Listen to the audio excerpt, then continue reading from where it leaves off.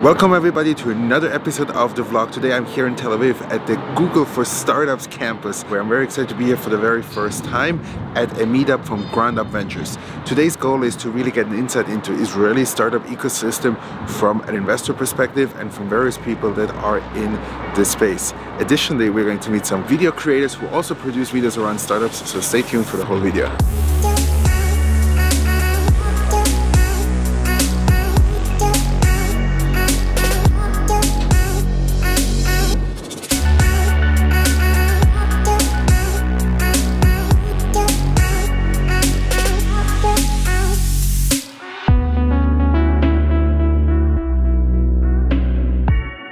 What am I most excited about in Israeli tech? The coffee, my friend. No, in reality, I'm looking at some of these spaces that maybe are a little bit out of the mainstream. Like I'm now working with a new company in the agriculture tech space. I find that to be very interesting. Really the industries that are taking something very, very primitive and archaic and bringing technology to kind of revive them. Those are the spaces that interest me most.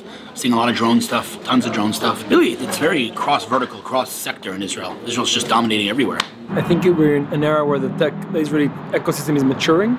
And we're going to see larger outcomes, bigger companies being built. And after 20 years of selling early, I think we're about to see a bigger wave of bigger companies being built. For us as a fund specifically, I think that the deep tech knowledge here and the talent here is unbelievable. I'm in New York, so I'm familiar with that a little bit more, but David, my partner, does a lot of all the sourcing here, and every time I see a company from here, the credentials and what they've built is incredible, especially given how small of a country Israel is. And I'm really excited about drones, cyber, all that stuff that is not as strong in the States, that we get the exposure through our Israeli team here. I have a personal love and passion for the Israeli tech ecosystem. I love the networking that happens in Israel. I love how everyone is really connected in that way. Anytime I felt a need to reach out to a company or an individual, it's the most seamless experience possible. I find either a mutual connection or whatever it is that might reach out for me, and you can get people from the top C-levels of companies, from co-founders to executives, all the way down to the bottom, and literally everybody is willing to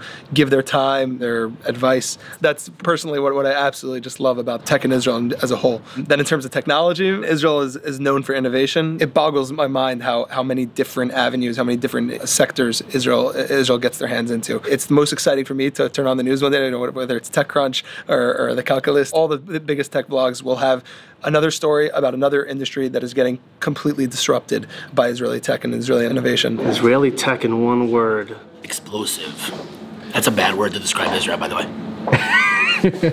I mean, I hate to use a dull word like incredible. I'm trying to think of a better word. We'll go with transformational. Sabra, yeah. Sabra is a fruit that on the inside is great, but on the outside is a bit rough.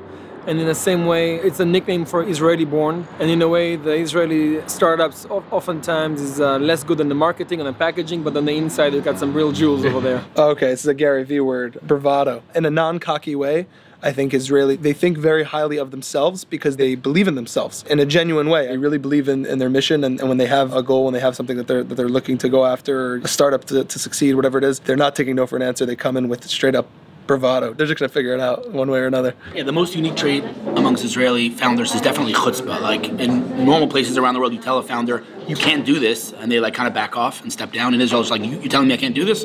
Done. So it's like chutzpah. No word like that in English. The drive, for sure. Being able to push through ups and downs and not take no for an answer. I would say that's true for any Israeli, but yeah, for Israeli entrepreneurs as well. The fact that they accomplish so much with many less resources. I think that all the founders I've seen do with much less access than in the United States is always incredible, between the products they build, the customers they have, and their traction. And the way they actually get stuff in the people in the United States is incredible too. I think if there's a will, there's a way, and that's it comes down to just like I said. I think that the founders will do whatever it takes to get to the end result. No is not an option. There is no plan B. There is no plan C. There's just one way or the highway, and they'll just do whatever it takes to figure it out. And can't sum that up in one word, but that's just something that I find in all Israeli founders, especially the ones I was privileged to work for.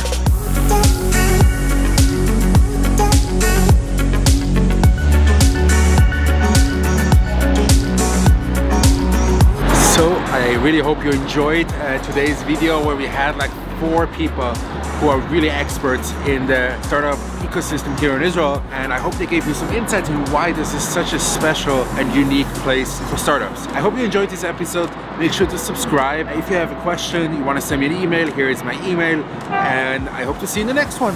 Have a great day.